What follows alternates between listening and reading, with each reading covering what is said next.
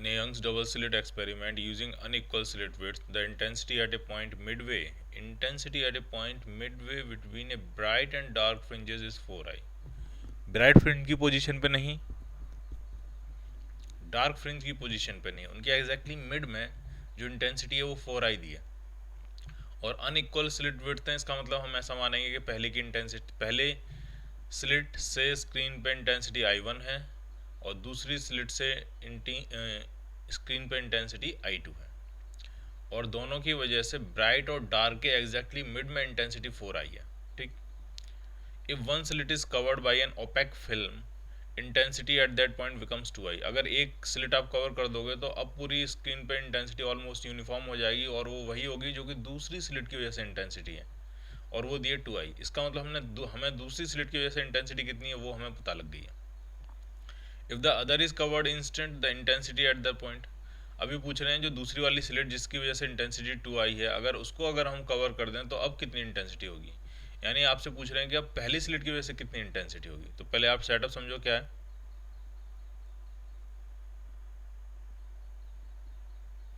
ये मान लिया 2 स्लिट्स हैं और ये आपकी स्क्रीन है,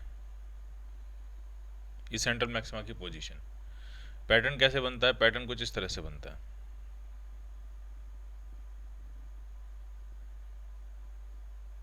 इस तरह से। अब किस पॉइंट की बात कर रहे हैं आराम समझना। ये मैक्सिमा का पॉइंट है, ये मिनिमा का पॉइंट है। मैक्सिमा मिनिमा के एग्जैक्टली मिड पॉइंट की बात कर रहे हैं, इसकी बात कर रहे हैं। यानी अगर सेंट्रल मैक्सिमा से इसकी डिस्टेंस पूछी जाइए कितनी होगी, अगर मैं इसको y लिखता हूँ तो y होगी फ्रिंज विड्थ बाई 4, क्योंकि मैक्सिमा से मैक्सिमा होता है फ्रिंज विड्थ, मैक्सिमा से मिनिमा होता है फ्रिंज विड्थ का आधा, फ्रिंज विड्थ बाई 2, और ये तो उसका भी आधा है, मैक्सिमा और मिनिमा के मिड पॉइंट में है, यानी ये होगा फ्रिंज विड्थ बाई 2। इस पॉइंट की इंटेंसिटी दोनों की वजह से, मान लिया एक की इंटेंसिटी है i1, एक की है इंटेंसिटी i2, और इन दोनों की वजह से उस पॉइंट पे इंटेंसिटी है 4i। क्लियर? ठीक। बाद में हमको ये पता लगा कि i1 को अगर हम कवर कर दें, बंद कर दें, तो i2 की वजह से पूरी उस पॉइंट पे इंटेंसिटी 2i हो जाती है। उस पॉइंट पे क्या, फिर तो पूरी स्क्रीन पे इंटेंसिटी 2i होगी, यानी i2 जो है वो तो 2i के बराबर है। और क्वेश्चन में ये पूछ रहे हैं कि अगर हम i2 को कवर कर दें तो उस पॉइंट पे इंटेंसिटी कितनी होगी। अगर आप i2 को कवर कर दोगे तो उस पॉइंट पे इंटेंसिटी i1 के बराबर होगी, तो i1 आपसे पूछ रहे हैं, ये सिचुएशन। तो हम कैसे करेंगे, इस पोजीशन की वजह से जब दो वेव्स वहाँ पहुँचेंगी इस पोजीशन पे, तो उनके बीच में पाथ डिफरेंस कितना होगा वो कैलकुलेट करेंगे, फिर फेज डिफरेंस कितना होगा वो कैलकुलेट करेंगे, और उससे नेट इंटेंसिटी कितनी आएगी वो कैलकुलेट करेंगे, और उसको 4i के बराबर पुट कर देंगे, क्योंकि नेट इंटेंसिटी कितनी दी आपको 4i। ठीक। तो जरा करना शुरू करते हैं। सबसे पहले पाथ डिफरेंस। पाथ डिफरेंस होता है D sine theta, D tan theta, D Y by D. जरा y की वैल्यू पुट करें यहाँ पे। y है w/4, यानी 1/4 टाइम्स w। w कितना होता है? Lambda capital D by small d। तो ये फैक्टर इससे कैंसिल आउट हो गया, λ/4 आ गया। पार्ट डिफरेंस अगर λ/4 है तो फेज डिफरेंस होगा आपका 2π/λ into delta x, that will be पाई/2। अगर पाई/2 फेज डिफरेंस है तो नेट इंटेंसिटी का जो आएगी आपकी, वैसे फॉर्मूला होता है i1 plus i2 plus 2 √i1 i2 cos delta phi. अब डेल्टा फाइव पाई/2 है तो ये पूरा फैक्टर 0 हो जाएगा, तो नेट इंटेंसिटी आपकी 4i आ जाएगी, जो कि 4i दी हुई है, वो किसके बराबर आ जाएगी? i1 plus i2। i1 आपको पता नहीं है, लेकिन i2 आपको पता है, कितना है? 2i। i1 आपको पता नहीं है और i2 आपको पता है कितना है, वो 2i। तो यहाँ से i1 भी पता लग गया, कितना पता लग गया? i1 भी कितना है आपका? 2i। तो अगर आप दूसरी स्लिट को बंद कर दोगे, यहाँ से बंद कर दिया ओपेक फिल्म लगा के, तो पहली स्लिट की वजह से पूरी उस पॉइंट को क्या, पूरी सरफेस पे, पूरी स्क्रीन पे इंटेंसिटी कितनी होगी? 2i। So your answer will B 2i। ठीक। अब यहाँ से क्वेश्चन में थोड़ी प्रॉब्लम हो जाती है, ये कह रहे हैं अनइक्वल स्लिट विड्थ। तो यहाँ अनइक्वल स्लिट विड्थ नहीं कहना चाहिए, ऐसा अनइक्वल स्लिट विड्थ इसलिए कह रहे हैं क्योंकि वो ये नहीं चाहते कि आप बराबर मानो दोनों को। बराबर मान लोगे तो पहले कुछ ना कुछ कैलकुलेट करिए, आप सीधे आंसर लिख दोगे, अच्छा इसका 2i है तो इसकी भी 2i होगी। इसलिए उन्होंने वहाँ पे लिखा है अनइक्वल स्लिट विड्थ, यानी आप मानो I1 और I2 और फिर आप कैलकुलेट करो और फिर आपको पता लगे अरे ये तो वही आ रही है, इसका मतलब अनइक्वल स्लिट विड्थ नहीं होंगी, वो स्लिट विड्थ क्या होंगी, इक्वल होंगी।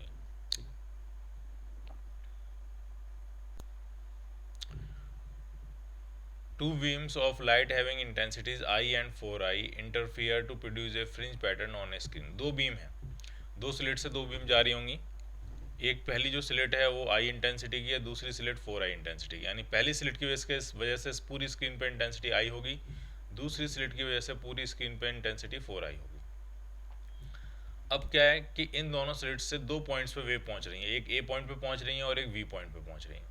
तो ए पॉइंट पे जब वेव्स पहुंचती हैं तो उन दोनों वेव्स के बीच में फेज डिफरेंस π/2 होता है, और जब बी पॉइंट पे पहुंचती है तो उनके बीच में फेज डिफरेंस पाई होता है।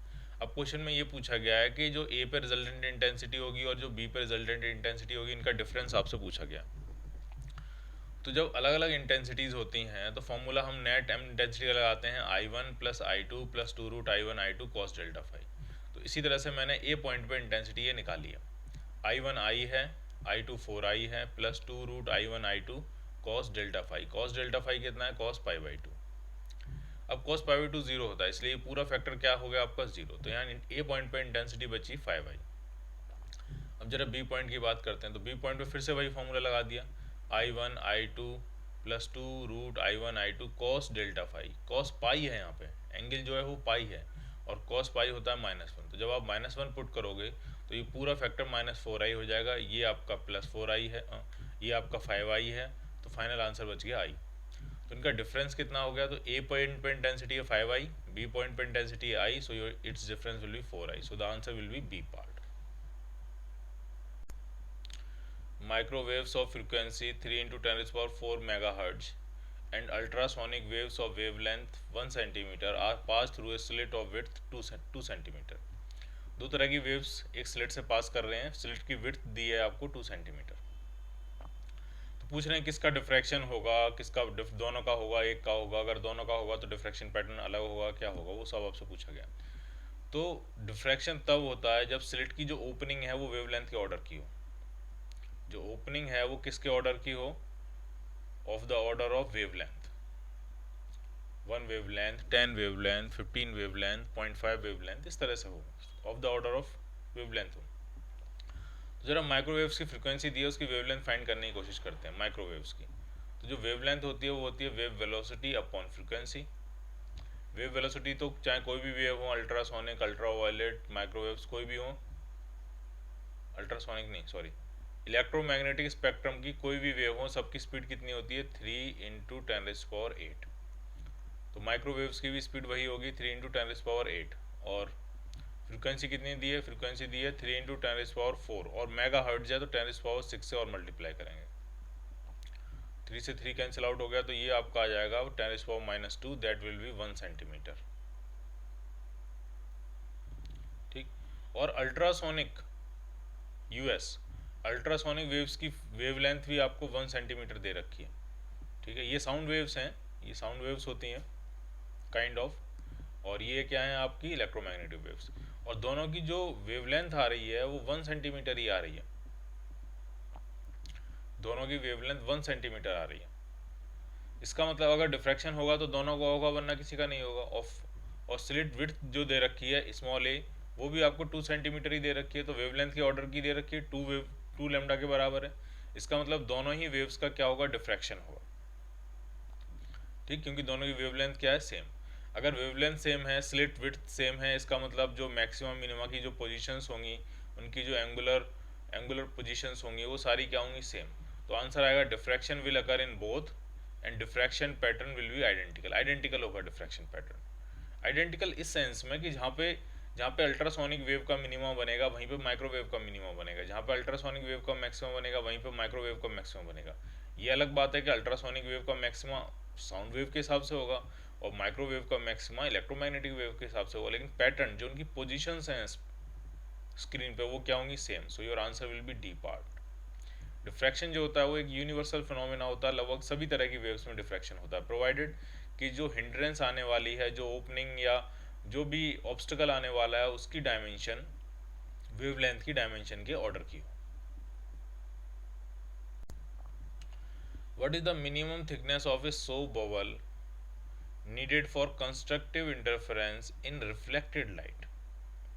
If the light incident on the film is 750 nanometre, soap bubble है और उसकी जो फिल्म है, हम फिल्म बना लेते हैं यहाँ पे, मान लिया एकदम फ्लैट फिल्म तो नहीं होगी, वो स्फेरिकल होगी, लेकिन हम छोटा सा हिस्सा देख रहे हैं उसका, मान लिया फ्लैट फिल्म है उसकी, ठीक है, बड़ा सा एक सोप बबल है, उसकी ये फिल्म है और उस पर लाइट रे इंसिडेंट हो रही है, कुछ कहा नहीं है उन्होंने कितने एंगल पे इंसिडेंट हो रही है, तो हम मानेंगे नॉर्मली इंसिडेंट हो रही है, ठीक है। तो रिफ्लेक्टेड जो बीम है उसमें कंस्ट्रक्टिव इंटरफ्रेंस हो तो मिनिमम थिकनेस कितनी होगी, वही पूछ रहे हैं, मिनिमम ये थिकनेस कितनी होगी। तो आराम समझना, एक वेव तो ये पहली सरफेस से ही रिफ्लेक्ट होकर आ जाएगी इस तरह से, और दूसरी वाली वेव ये अंदर जाएगी और फिर अंदर वाली सरफेस से इस तरह से रिफ्लेक्ट होकर बाहर आएगी, और इन दोनों वेव्स के बीच में कंस्ट्रक्टिव इंटरफ्रेंस होना है, ठीक है। तो आराम समझना, पहली वेव है, दूसरी वेव है, पहली वाली जो वेव है इनके बीच में हम पार्ट डिफरेंस निकालेंगे और पार्ट डिफरेंस को कंस्ट्रक्टिव इंटरफ्रेंस के लिए एन लैम्डा के बराबर पुट करेंगे, सिंपल सा बेसिक कंसेप्ट इसमें ये है। तो पहली वाली वेव जो टकरा के आ रही है ये सोप फिल्म है, तो ये वाटर होगा या सोप सॉल्यूशन होगा, इधर भी एयर हो और इधर भी एयर, इस तरह की सिचुएशन होगी। तो जब ये टकरा के ऐसे वापस आएगी तो ये डेंसर मीडियम से टकरा के वापस आ रही है, तो इसका मतलब उसमें कितने का बिना कुछ चले कितने का एक्स्ट्रा पार्ट डिफरेंस क्रिएट हो गया होगा, λ/2 का। अब जरा दूसरी वाली वेव के बारे में देखते हैं।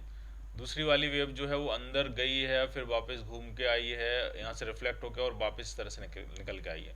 तो उसका जो रिफ्लेक्शन हुआ है वो रेयरर बाउंड्री से हुआ है, रेयरर मीडियम की बाउंड्री से हुआ है, दूसरी तरफ एयर है, तो उसमें कोई λ/2 का पार्ट डिफरेंस नहीं आया होगा। तो उसमें जो भी पार्ट डिफरेंस आया होगा वो आया होगा उसके ट्रैवलिंग की वजह से, और म्यू का अगर मीडियम है और टी इसकी थिकनेस है, तो जाते time mu T optical path travel किया, आते time mu T optical path travel किया, तो टोटल पाथ कितना ट्रेवल किया, 2 mu T.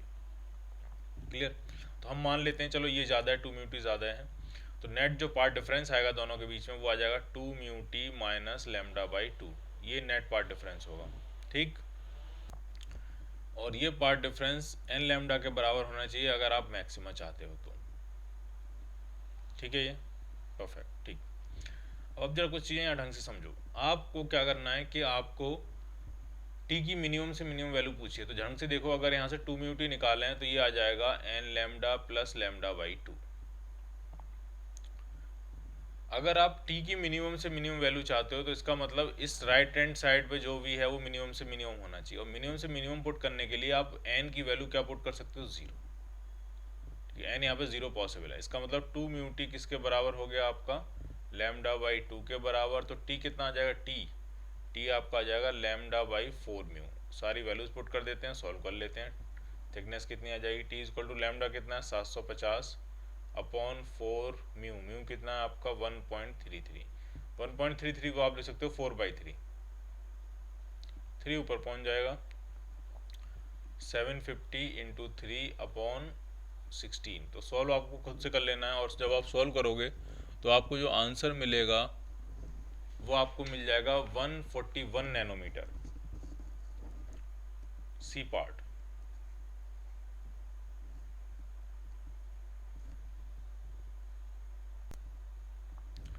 A thin mica sheet of thickness 2 into 10⁻⁻6 meter and refractive index 1.5 is introduced in a path of light from upper slit। इस तरह से YDAC का experiment setup है, ये स्क्रीन है, ये सेंट्रल मैक्सिमा की पोजीशन है। तो यहाँ पे एक स्लैब इंसर्ट की हुई है, एक शीट सिंपल प्लेन इंसर्ट की हुई है, उसकी थिकनेस और रिफ्रैक्टिव इंडेक्स दोनों दिया हुआ है आपको, ठीक। वेवलेंथ लाइट की कितनी यूज़ कर रहे हैं वो भी दी हुई है। ये पूछ रहे हैं कि सेंट्रल ब्राइट फ्रिंज कितना शिफ्ट हो जाएगी। मान लिया तो सेंट्रल ब्राइट फ्रिंज डेफिनेटली ऊपर आपने लगाई हुई है स्लैब या शीट, तो सेंट्रल ब्राइट फ्रिंज ऊपर ही शिफ्ट हो जाएगी। मान लिया यहाँ पहुँच गई है सेंट्रल ब्राइट फ्रिंज, कितना शिफ्ट हो जाएगी, तो कैसे फाइंड करते हैं, तो मान लिया ये शिफ्ट है सेंट्रल ब्राइट फ्रिंज वाई, ठीक। तो ढंग से समझना है, सेंट्रल ब्राइट फ्रिंज पे जब दोनों स्लिट्स S1 और S2 से वेव्स पहुंचेगी तो उनके बीच में पार्ट डिफरेंस 0 होना चाहिए। S1 वाली वेव ने कितना एक्स्ट्रा पार्ट डिफरेंस ट्रेवल कर लिया है, तो वो होगा mu minus 1 into T. Slit लगाने की स्लैब लगाने की वजह से या शीट लगाने की वजह से उसने कितना एक्स्ट्रा ट्रेवल कर लिया, म्यू माइनस 1 इंटू टी। और सेकंड वाली वेव ने कितना एक्स्ट्रा ट्रेवल किया है, वो ट्रेवल किया होगा D sine theta D tan theta D Y over D. और दोनों के अगर एक्स्ट्रास बराबर हो जाएं तो जब दोनों वेव्स इस पॉइंट पे पहुंचेंगी, इस पॉइंट पी पे, तो दोनों के बीच में पार्ट डिफरेंस जीरो होगा। जितना पहली वेव ने एक्स्ट्रा ट्रेवल किया उतना ही दूसरी वेव ने एक्स्ट्रा ट्रेवल किया, तो पार्ट डिफरेंस क्या हो गया, जीरो। और पार्ट डिफरेंस जीरो ही कंडीशन होती है किसकी, सेंट्रल मैक्सिमा की। तो जरा देखते हैं कितना कितना शिफ्ट हो जाएगा y की वैल्यू अगर हम निकालें। तो चलो पहले ये कैलकुलेट करते हैं, mu minus one into T. Mu minus one हो गया 0.5 इंटू टी है आपका 2 into ten is power minus 6। तो ये हो गया, मल्टीप्लाई करेंगे तो 1 into ten is power minus 6, यानी ये हो जाएगा 10,000 एंगस्ट्रॉम। ठीक।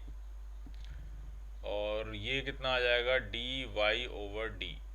तो y कितना आ जाएगा, y आ जाएगा d over D into 10,000 angstrom. इतना ऊपर शिफ्ट हो जाएगा। अब ये कितनी फ्रिंजेस शिफ्ट हो गई होंगी, तो जो नंबर ऑफ फ्रिंजेस आता है, नंबर ऑफ फ्रिंजेस शिफ्टेड, तो वो जाएगा w by Y by W. ये वो टोटल शिफ्ट है, और टोटल शिफ्ट को फ्रिंज विड्थ से डिवाइड कर देंगे तो पता लग जाएगा कितनी फ्रिंजेस शिफ्ट हो जाएंगी। तो ये है d over D into 10,000 angstrom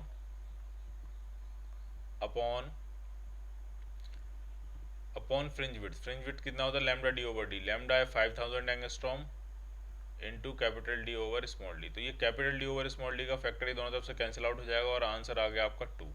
दो फ्रिंजेस ऊपर शिफ्ट हो जाएंगे। ठीक है, दो फ्रिंजेस क्या हो जाएंगे, ऊपर शिफ्ट हो जाएंगे। इसको दूसरी तरीके से करते तो ज़्यादा आसान था। हमने जब हम ये चेक कर सकते हैं कि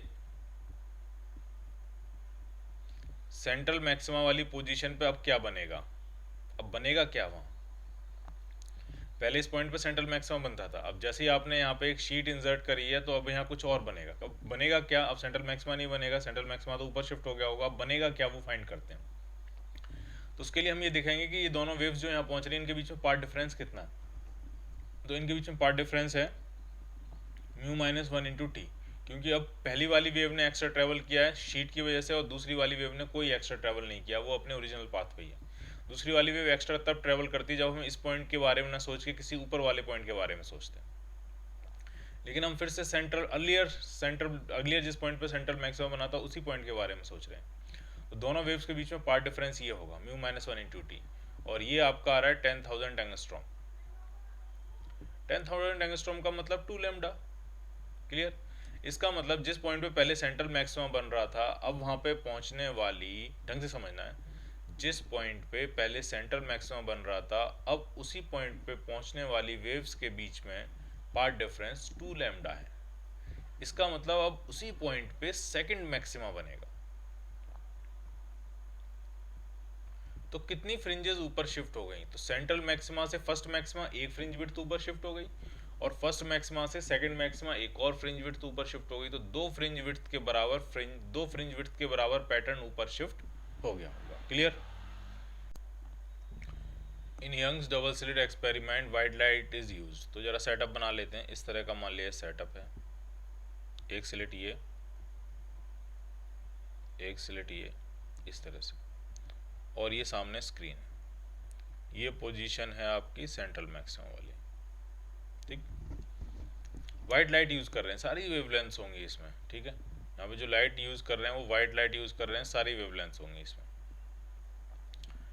स्लिट विड्थ, स्लिट के बीच का सेपरेशन b दिया है, इसमें स्मॉल d नहीं दिया है।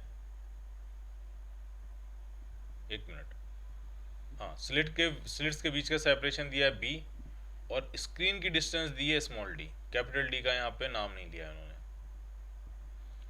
The screen is at a distance capital D and separation between the slits is B. अब कह रहे हैं some wavelengths are missing exactly in front of one slit. किसी भी एक स्लिट के सामने से कुछ wavelengths missing है। इसका क्या exactly इसके सामने मतलब इस पॉइंट के बारे में बात कर रहे हैं, इस पॉइंट P के बारे में बात कर रहे हैं। कह रहे हैं इस पॉइंट से कुछ वेवलेंथ मिसिंग है। इसका मतलब इस पॉइंट पे कुछ वेवलेंथ्स के करस्पॉन्डिंग मिनिमा बन रहा होगा, तभी वो वेवलेंथ वहाँ से मिसिंग होंगी। तो वो वेवलेंथ्स कौन सी होंगी वो पूछ रहे हैं। तो आराम समझना आपको, एक स्लिट है S1, एक स्लिट है S2। तो उस पॉइंट P पे दो वेव्स पहुंचेंगी, एक वेव्स पहुंचेगी S1 से और दूसरी वेव पहुंचेगी S2 से, और जिन वेवलेंथ के करस्पॉन्डिंग उस पॉइंट P पे मिनिमा बन जाएगा वही वेवलेंथ वहाँ से मिसिंग होगी। ठीक है, तो आराम से समझना आपको ये डिस्टेंस कितनी होगी, जिसको हम y कहते हैं, ये डिस्टेंस कितनी होगी, तो y जो होगी वो आपकी होगी b/2। क्लियर, ठीक है। अब जरा पार्ट डिफरेंस कैलकुलेट करते हैं, तो पार्ट डिफरेंस कितना हो जाएगा, तो पार्ट डिफरेंस होता है d sin theta d tan theta dy/d।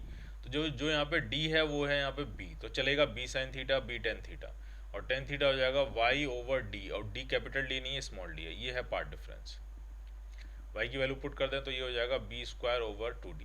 तो ढंग से समझना, जिन जिन वेवलेंथ के लिए ये पार्ट डिफरेंस λ/2, 3 λ/2, 5 λ/2 इस तरह से होगा, जिन जिन वेवलेंथ के लिए, उन सारी वेवलेंथ का उस पॉइंट पे मिनिमा बनेगा, वो सारी वेवलेंथ उस पॉइंट से उस पॉइंट पे प्रेजेंट नहीं होंगी। तो हम देखते हैं क्या क्या आंसर बनेंगे। तो अगर हम इन दोनों को इक्वेट करें तो वेवलेंथ जो आ रही है वो आ रही है b²/d, तो यानी b²/d जो वेवलेंथ है वो वहाँ से मिसिंग होगी, तो चाहो तो आप इसको λ1 कह सकते हो। जब दूसरे को इक्वेट करेंगे तो वेवलेंथ जो आएगी वो आपकी आ जाएगी b²/3d, तो b²/3d जो है वो भी वहाँ से मिसिंग होगी, तो ये दूसरी वेवलेंथ है, चाहो तो इसको λ2 कह सकते हो।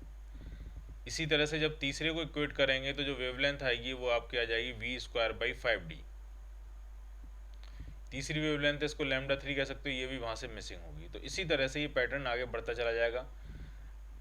ठीक है, तो जो जो वेवलेंथ मिसिंग हुए हैं वहाँ से वो वेवलेंथ यहाँ आती जा रही है। तो देख लेते हैं आंसर में क्या क्या दिया है। तो एक तो ये वाली पहली वेवलेंथ मिसिंग आ रही है, ए आंसर मैच कर रहा है, सी वाला आंसर भी मैच कर रहा है, बस ये दो ही आंसर मैच कर रहे हैं, तो इसका आंसर बनेगा ये पार्ट एंड सी पार्ट।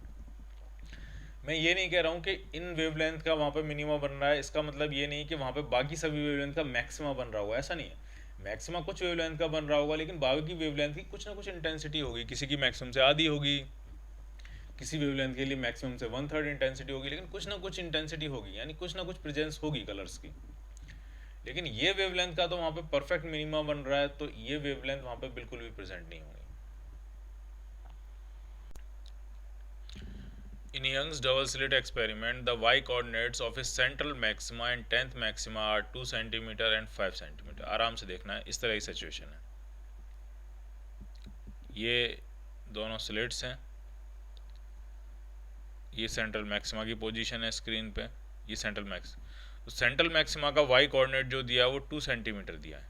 इसका मतलब ओरिजिन जो होगा वो कहीं यहाँ होगा, ये है ओरिजिन, यानी इस तरह का पैटर्न होगा। ये x एक्सिस होगी और ये क्या होगी आपकी y एक्सिस।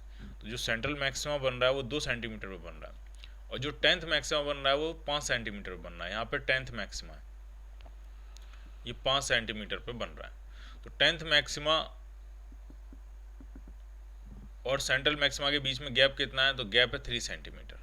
तो चाहो तो आप यहाँ से फ्रिंज विड्थ निकाल सकते हो। फ्रिंज विड्थ कितनी हो जाएगी, तो 10th मैक्सिमा और सेंट्रल मैक्सिमा के बीच में गैप कितना है 3 सेंटीमीटर, अपॉन कितनी फ्रिंजेस होंगी इसके बीच में, तो सेंट्रल मैक्सिमा से फर्स्ट मैक्सिमा एक फ्रिंज, फर्स्ट मैक्सिमा से सेकंड मैक्सिमा दूसरी फ्रिंज, इसी तरह जाते जाते 10th मैक्सिमा पहुंचोगे तो 10 फ्रिंजेस हो जाएंगी। तो ये जो फ्रिंज विड्थ आ रही है वो 0.3 सेंटीमीटर आ रही है। क्लियर, ठीक। अभी कह रहे हैं अब इसी YDAC ऑपरेटर्स को इमर्ज कर रहे हैं एक लिक्विड में जिसका रिफ्रैक्टिव इंडेक्स 1.5। तो लिक्विड में इमर्ज करते ही वेवलेंथ उस मीडियम में जो होगी वो हो जाएगी वेवलेंथ इन वैक्यूम और air divided by mu.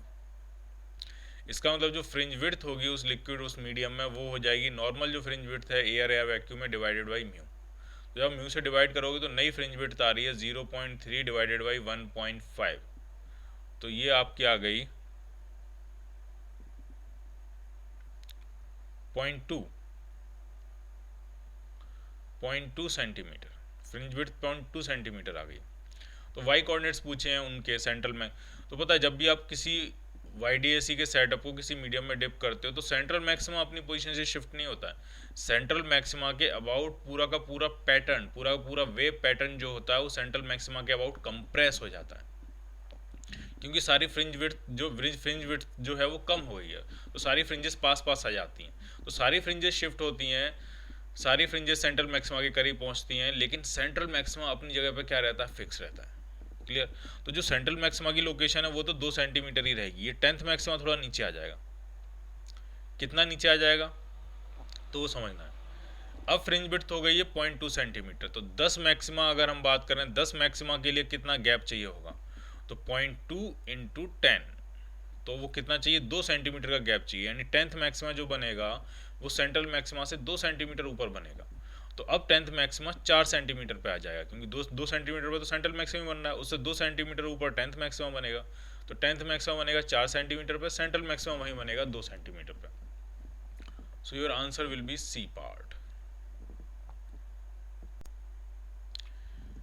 In Young's double-slit experiment, how many maximas can be obtained on a screen, including the central maxima on both the sides of central fringes? If lambda दिया है आपको 2000 angstrom और दोनों slits के बीच का gap दिया 7000 angstrom. आराम समझना है इस तरह क्वेश्चंस को कैसे करते हैं हम। एक स्लिट ये है और एक स्लिट ये है, इनके बीच का गैप दिया 7000 एंगस्ट्रॉम और ये इनके सामने स्क्रीन लगी हुई है। ये सेंट्रल मैक्सिमा की पोजीशन है। डी दिया हुआ है, ये डी, और आपको वेवलेंथ दिया हुआ, ठीक। यहाँ सेंट्रल मैक्सिमम बनेगा, फिर यहाँ फर्स्ट सेकंड कुछ इस तरह से बनेगा। पूछ रहे हैं मैक्सिमम कितने मैक्सिमा ऑब्टेन होंगे, टोटल नंबर ऑफ मैक्सिमा कितने ऑब्टेन होंगे। तो ये तो इस बात पर भी डिपेंड करेगा स्क्रीन का साइज कितना है। तो हम मान लेते हैं स्क्रीन का साइज इन्फिनिटी है, स्क्रीन का साइज इन्फिनिटी है इधर भी और इधर भी। अब हम देखेंगे कितने मैक्सिमा टोटल क्रिएट होंगे। तो आराम से समझना आपको, यहाँ तो सेंट्रल मैक्सिमम बन रहा है और दूर से दूर क्या बनेगा, ठीक है, दूर से दूर एकदम इन्फिनाइट पर क्या बनेगा। तो आप जरा ढंग से सोच के बताओ आप कि जैसे जैसे पॉइंट दूर की तरफ बढ़ता जाएगा वेव्स क्या, अभी अगर इधर किसी पॉइंट पे मीट करनी है तो वेव्स ऐसे जा रही होंगी, फिर और दूर किसी पॉइंट पे मीट करनी है तो वेव्स ऐसे जा रही होंगी उस पॉइंट पे मीट करने के लिए। तो अगर इन्फिनाइट पे मीट करना है तो वेव्स एकदम स्क्रीन के पैरेलल जा रही होंगी, क्योंकि स्क्रीन के पैरेलल जाती ही वेव्स कहाँ मीट करेंगी, इन्फिनाइट पे मीट करेंगे। क्लियर ये बात, ठीक है।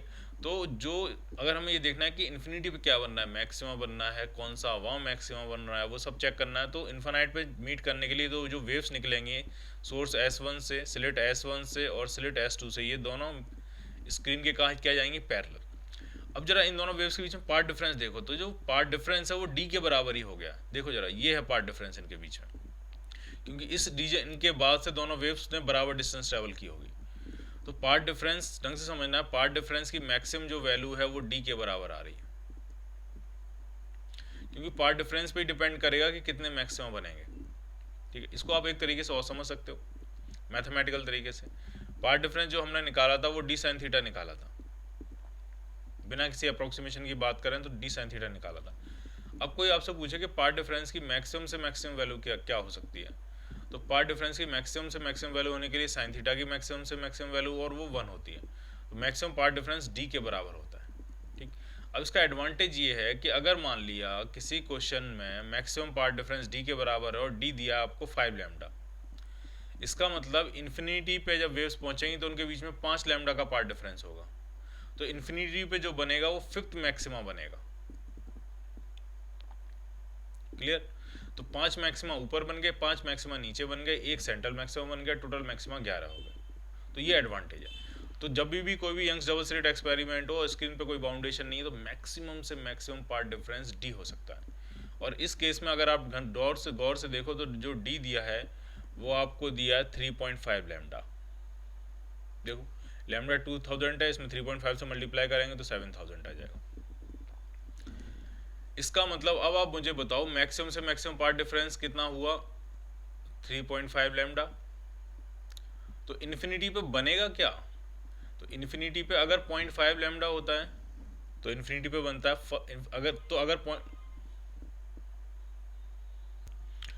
तो ये जो पार्ट डिफरेंस मैक्सिमम आ रहा है वो 3.5 लैम्डा आ रहा है। इसका मतलब इन्फिनिटी पे बनेगा क्या, तो फिर से सुनना आपको। अगर पार्ट डिफरेंस 0.5 लैम्डा, ये तो पता लग गया कि मिनिमम बनेगा, मैक्सिमा नहीं बनेगा, क्योंकि अगर लैम्डा का इंटीग्रल मल्टीपल होता है तो मैक्सिमम बनता है, और लैम्डा बाई 2 का इंटीग्रल मल्टीपल होता है तो मिनिमा बनता है। तो कौन सा वहाँ मिनिमा बनेगा, फर्स्ट मिनिमा के लिए 0.5 लैम्डा, सेकंड मिनिमा के लिए 1.5 लैम्डा, थर्ड मिनिमा के लिए 2.5 लैम्डा और फोर्थ मिनिमा के लिए 3.5 लैम्डा। तो इन्फिनिटी पे फोर्थ मिनिमा बनेगा।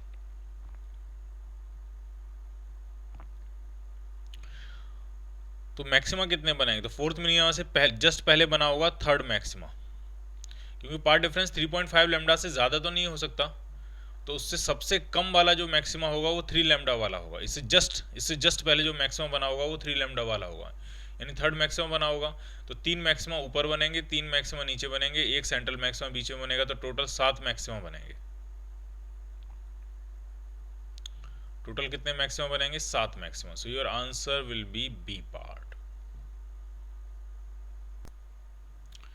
Two ideal slits S1 and S2 are at a distance d apart and illuminated by light of wavelength lambda, passing through an ideal source slit S placed on a line through S2। आराम से देखना, दो slits हैं, एक S1 है और एक S2 है। इन दोनों के बीच में डिस्टेंस दिया है स्मॉल डी, ठीक। इन दोनों को इल्यूमिनेट किया जा रहा है एक सिंगल सोर्स से, एक आइडियल सोर्स है S, और S जो है वो S2 की लाइन में रखा हुआ है। क्लियर? ठीक। S और स्लिट्स के बीच में गैप दिया है कैपिटल डी, और स्लिट्स और स्क्रीन के बीच में भी गैप दिया है कैपिटल डी, ठीक है। स्क्रीन भी जो है वो कैपिटल डी डिस्टेंस पे रखी हुई है। अब पूछ रहे हैं find the minimum value of D. इन दोनों के बीच में जो गैप है उसकी मिनिमम वैल्यू पूछ रहे हैं, so that for which there is darkness at O, ताकि ओ पे मिनिमा, ओ पे बने मिनिमा। इस डी की मिनिमम वैल्यू, S1 और S2 के बीच की डिस्टेंस की मिनिमम वैल्यू पूछ रहे हैं ताकि ओ पे क्या बने? मिनिमा बने। तो आराम समझना है होगा क्या इसमें। तो एक लाइट वेव तो S से आके S2 होती हुई सीधे ओ पे पहुंचेगी, और दूसरी लाइट वेव S1 से होती हुई ओ तक पहुंचेगी, ठीक है। अब इनके बीच में डिस्ट्रक्टिव इंटरफेरेंस होना चाहिए, तो जो पार्ट डिफरेंस होना चाहिए कम से कम अगर हो तो कम से कम लैम्डा बाई 2 तो होना ही चाहिए। मिनिमम इसलिए कह रहे हैं, minimum path difference lambda by 2 होना चाहिए। मिनिमम इसलिए कह रहे हैं क्योंकि मिनिमम डी पूछा गया, इन दोनों के बीच में जो गैप है वो मिनिमम पूछा गया। Otherwise path difference lambda by 2 भी हो सकता है, 3 लैम्डा बाई 2 भी हो सकता है, 5 लैम्डा बाई 2 भी हो सकता है। In general 2n-1 times lambda by 2 हो सकता है। अब पार्ट डिफरेंस कैसे निकालेंगे वो आपको समझना है, ठीक है। जरा देखो, अगर हम सिर्फ S1 और S2 को देखें, बाकी S को अभी आप भूल जाओ, सिर्फ S1 S2 और स्क्रीन को देखो, तो S1 और S2 को अगर हम देखें तो सेंट्रल मैक्सिमम वाले जो पॉइंट होता है वो ये होता सेंट्रल मैक्सिमम वाला पॉइंट। सोर्स को भूल जाओ, अभी सिर्फ ये देखो कि दो स्लिट्स हैं, उनके लाइट आ रही है S1 S2, और पार्ट डिफरेंस अगर 0 है तो वो पॉइंट ये वाला होगा, ठीक। अब उससे आपका जो पॉइंट है वो कितना नीचे है, तो वो डिस्टेंस अगर y है तो S1 से आने वाली वेव और S2 से आने वाली वेव के बीच में पार्ट डिफरेंस कितना होगा? तो पार्ट डिफरेंस होगा d sine theta, d tan theta, dy over capital D, ये होगा पार्ट डिफरेंस, ठीक। तो गौर से देखो, जितना पार्ट डिफरेंस S1 ने S2 के कंपैरेटिवली एक्स्ट्रा ट्रैवल किया इस रीजन में, क्या उतना ही पार्ट डिफरेंस S1 ने S2 के कंपैरेटिवली इस रीजन में ट्रैवल किया होगा?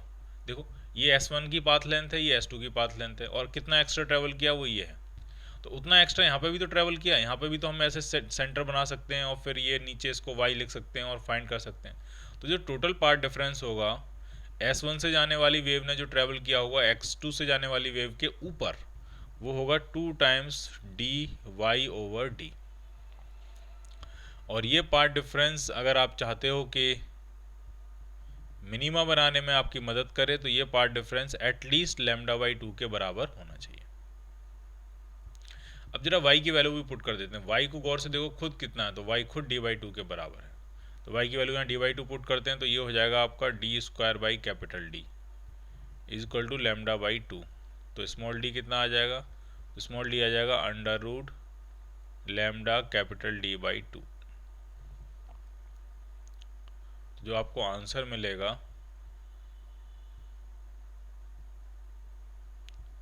वो आपको आंसर मिलेगा C part. Clear? Light of wavelength 589.3 nanometre is incident normally on two slits of separation 0.1 millimetre. इस तरह की सिचुएशन है, दो स्लिट्स हैं, इनके बीच का सेपरेशन दिया आपको 0.1 मिलीमीटर। दो स्लिट्स हैं, ये स्क्रीन होगी यहाँ पे कहीं, ये सेंट्रल मैक्सिमम वाली पोजीशन है। तो आपको वेवलेंथ भी दी हुई है और जो स्लिट्स के बीच में सेपरेशन है वो भी दिया हुआ है, और स्लिट की विड्थ भी दी हुई है 0.01 नैनोमीटर। विड्थ मतलब ये जो स्लिट्स के बीच में जो गैप होता है, ये गैप भी दिया हुआ है ए 0.01 नैनोमीटर, ठीक। कह रहे हैं the angular width of the central diffraction maxima. Diffraction maxima तो पहले आप ये इसमें गौर से देखो क्या इसमें डिफ्रैक्शन होगा, क्योंकि डिफ्रैक्शन के लिए जो ओपनिंग होनी चाहिए वो वेवलेंथ के ऑर्डर की होनी चाहिए। वेवलेंथ आपको जो दी है वो अराउंड 589.3 नैनोमीटर, यानी अराउंड 600 नैनोमीटर के आसपास दी है, जबकि ओपनिंग सिर्फ 0.01 नैनोमीटर के आसपास दी है। तो यहाँ ये तो बहुत ही ज़्यादा कम है ओपनिंग, ठीक है। तो डिफ्रैक्शन यहाँ पॉसिबल नहीं है। तो सेंट्रल डिफ्रैक्शन मैक्सिमा नहीं होगा, बस सेंट्रल मैक्सिमा होना चाहिए। और यहाँ पे बेसिकली दो स्लिट्स हैं तो इंटरफ्रेंस होगा। तो जब सेंट्रल मैक्सिमा बनेगा तो वो यहाँ पे कितना एंगल बनाएगा वो आपसे पूछ रहे हैं, आराम से देखना है। वही पूछ रहे हैं एंगुलर विड्थ क्या होगी उसकी। तो ये मान लिया इस तरह से ये सेंट्रल मैक्सिमा बन रहा है, इस तरह से और बाकी मैक्सिमा बनेंगे। तो एंगुलर विड्थ का मतलब ये है कि ये कितना एंगल होगा, सेंट्रल मैक्सिमा जो है वो स्लिट वाले रीजन पे कितना एंगल सबटेंड करेगा, ये आपसे पूछा गया, ये थीटा। तो गौर से देखो थीटा जो होता है वो वेरी स्मॉल होता है, और निकालेंगे तो कैसे, तो ये है फ्रिंज विड्थ डब्लू, तो ये आर की तरह काम करेगी, और रेडियस जो है वो कैपिटल डी। तो जो एंगल आएगा थीटा, एंगुलर विड्थ आएगी किसी भी मैक्सिमा की या सेंट्रल मैक्सिमा की, तो वो डब्लू अपॉन डी होती है इंटरफेरेंस के केस में। डब्लू कितना होता है, तो डब्लू जो होता है वो होता है lambda capital D upon small D.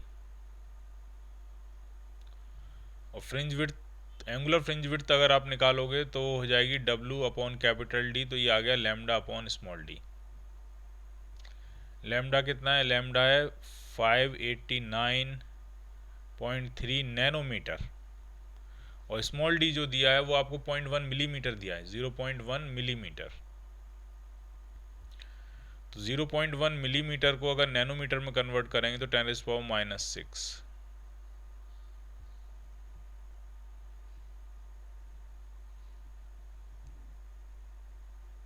Sorry +6, 10⁻+6। तो ये आएगा एंगल। अभी एंगल रेडियन में इसको डिग्रीज में कन्वर्ट करना है, तो ऐसा करो ऊपर पाई से मल्टीप्लाई कर लो, ऊपर 180 डिग्री से मल्टीप्लाई करो और नीचे पाई से डिवाइड कर लो। तो ये एंगल जो रेडियन में था ये किस में कन्वर्ट हो जाएगा, डिग्रीज में। तो सॉल्व आपको ये खुद करना है, ये डिग्रीज आएगा। तो जो आपको आंसर मिलेगा जब आप इसको सॉल्व करोगे तो वो आपको मिलेगा बी पार्ट, अप्रोक्सीमेट 0.34 डिग्रीज।